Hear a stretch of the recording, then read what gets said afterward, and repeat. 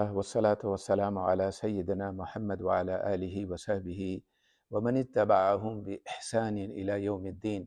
All praises for Allah alone, and may Allah's peace and blessings be upon our master, our leader, Muhammad sallallahu alaihi wasallam, his family, his companions, and all those who follow him until the day of judgment.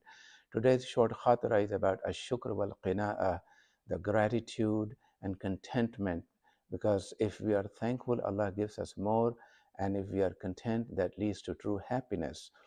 Allah subhanahu wa ta'ala has told us in the Quran, وَلَا إِرْتُمْ لَأَزِيدَنَّكُمْ. If you are grateful, I'll give you more. وَلَا إِن كَفَرْتُمْ. But if you are ungrateful, إِنَّ عَذَابِي لَشَدِيدٌ. Know that my punishment is severe. There is a parable of a poor man who lived in the forest under a tree, but he used to be very happy. Uh, he, he, he had just a glass of water and some crust of bread, and barely enough clothes to cover his aura, his private part. But he used to be very happy, singing the praises of Allah subhanahu wa ta'ala all the time. So there was a king who lived nearby. It was his habit to go for a walk in the forest, and he came upon this poor man, this pauper, and asked him, "Why are you so happy? You have nothing." And the man said, "Why shouldn't I be happy? I have a glass of water, I have crust of bread, I have good health, and I have birds chirping around me, and I have blue skies above me, and most importantly, I have the praise of Allah ringing in my heart and on my tongue." And then he turned around and asked the king, "Why are you so unhappy? You have it all." And the king said, "I don't know. Yes, I have it all, but I am so unhappy." So the pauper asked the king, "If you are stranded in a desert and dying of thirst, what would you give to save your life for half a glass of water?" And the king said, "Half of my kingdom."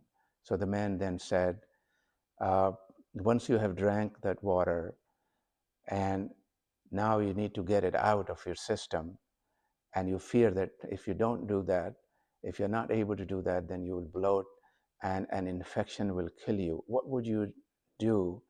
How much would you give to get rid of that water?" And the king said, "The other half of my kingdom." So the poor man said to the king, Here, your kingdom is this glass of water, and I have it here. And I have, in addition, my good health. I have birds chirping around me. I have blue skies over me. And most importantly, I have the dhikr of Allah subhanahu wa ta'ala ringing in my heart and on my tongue." So the king was stunned.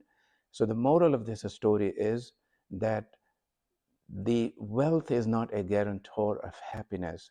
Happiness is caused by contentment and shukr. And if we are thankful, Allah gives us more. And if we are content, then that leads to true happiness. Because if wealth were a guarantor of happiness, the billionaires of the world today would be the most happy people. But we know that many of them are very, very unhappy people. They are depressed and they are stressed all the time about the worldly things. So may Allah make us among those who are grateful for the blessings that we see and blessings that we don't see that Allah has bestowed upon us. And may Allah make us among those who are content with the decree of Allah subhanahu wa ta'ala. Subhanaka Allahumma wa bihamdik ashhadu an la ilaha illa ant astaghfiruka wa atubu ilayk.